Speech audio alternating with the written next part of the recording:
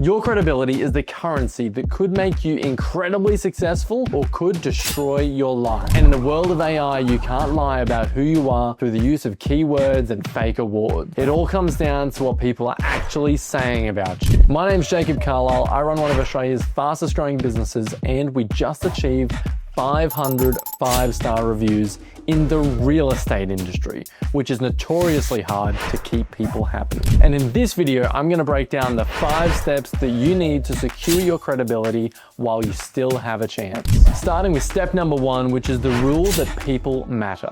In our company, we truly believe that people matter beyond just a transaction, whether we're making money from them or not, and meeting them where they're at in their stage of life. A great story that comes to mind is we just secured new business from a client who had come into contact with our business many years ago and was really quite unlikely to come into contact with our business again. Their brother had just passed away in a property that we looked after. When I asked him, hey, how did you hear about us? Because I didn't quite remember him. And he said, a couple of years ago when my brother passed away, you looked after us and you helped us organize the cleaners and helped move the stuff out of his unit in a really dark and unfortunate time in our lives. And to be honest, there was nowhere else that I was going to come back to when I needed real estate services in Toowoomba. It was amazing to see that this work that was put in a couple of years ago made an impact that actually made him come back to us many years later. When you treat people with respect and when you genuinely actually care about them, I believe that that pays dividends. If you know that you're building that culture within your business or within your life, then it's time to move on to step number 2. If you don't ask, you don't get. A big mistake that a lot of business owners make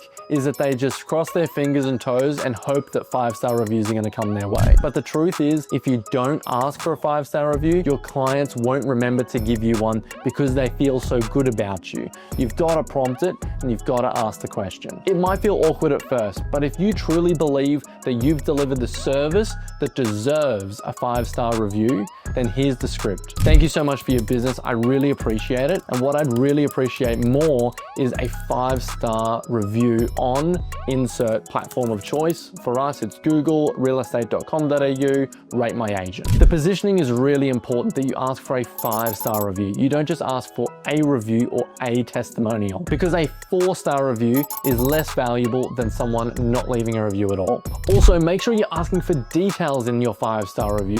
5 stars is great, but you can go the step further and make it really specific. How we helped you, why you chose us, and why you don't want someone else to make the mistake by going with another business that offers the same services. AI is getting really specific with its recommendations and its search functionality, meaning that if your clients and your 5-star reviews are being very specific about how you helped, it will then be more likely to recommend you to someone else experiencing something similar. Once you start to get some healthy 5-star reviews, it's time to keep that momentum going with step number 3. Deliver service with that 5-star mentality. And because you deliver service with a 5-star mentality, that loops back and you get 5-star reviews. And the loop continues and continues and continues. And that creates your momentum behind hitting a massive milestone like 500 5-star reviews. One thing that we do is that we give a shout out in our all-team meeting every week to anyone who's achieved a 5-star review. We think it's really important to celebrate that publicly and celebrate and reward the activities that you want more of in your business.